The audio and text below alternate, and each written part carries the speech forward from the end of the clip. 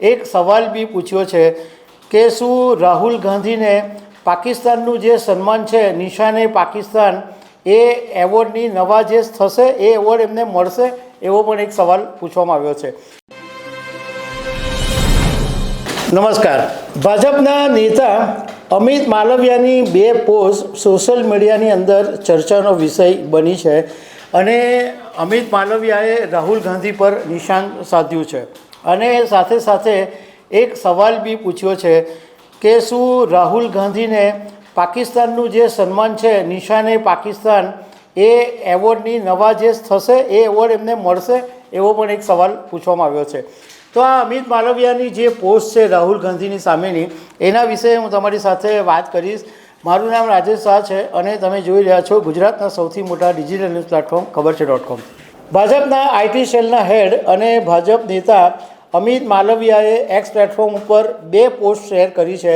એમાંની એક પોસ્ટમાં રાહુલ ગાંધી અને પાકિસ્તાનના આર્મી ચીફ જનરલ આસિફ મુનીરના ચહેરાને જોડવામાં આવ્યો છે।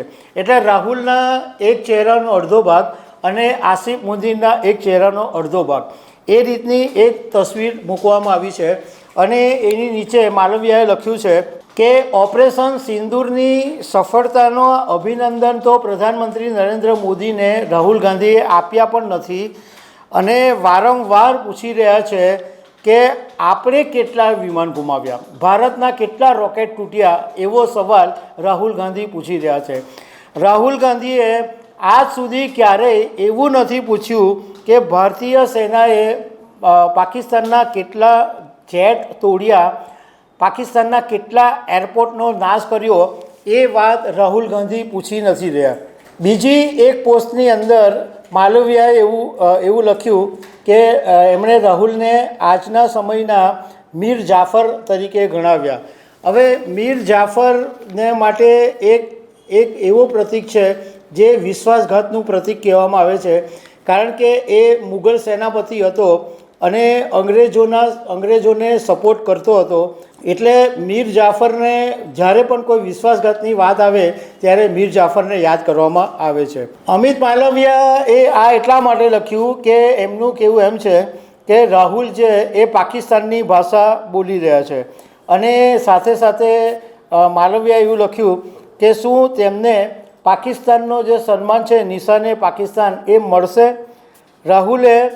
રાહુલ ગાંધીએ 4 દિવસની અંદર 2 વખત વિદેશ મંત્રીને નિશાન સાધીને આ વાત પૂછી છે કે ભારતના કેટલા જેટ તૂટ્યા, એવો સવાલ રાહુલ ગાંધી વારંવાર પૂછી રહ્યા છે।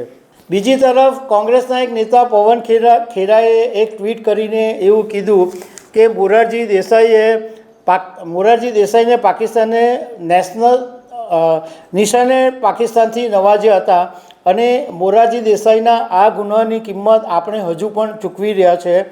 મોરારજીભાઈએ કર્યું તે પાપ હતું અને જયશંકર જે કરી રહ્યા છે એ પણ પાપ છે અને પ્રધાનમંત્રી નરેન્દ્ર મોદીનું મૌન પણ પાપ છે, એવી વાત પવન ખેરાએ લખી છે। તો દર્શક મિત્રો, આવી અનેક વાતો સાથે અમે તમને મળતા રહીશું। Thank you very much.